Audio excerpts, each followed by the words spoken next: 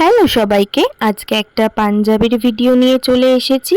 এখানে তোমরা পাঞ্জাবির কালারটা দেখতে পাচ্ছ, খুবই সুন্দর। আর আমি এর উপরে হোয়াইট দিয়ে কলকা করেছি। এখানে আমি তুলি ইউজ করেছি, কিছু কিছু জায়গায় 00 সোনাইয়ের, আবার কিছু কিছু জায়গায় 000। আর একটা কথা বলে রাখি, যেটা হয়তো অনেকেই জানো আবার অনেকে জানো না, এখানে আমি হোয়াইট ফেব্রিকের সাথে মিডিয়াম ইউজ করেছি।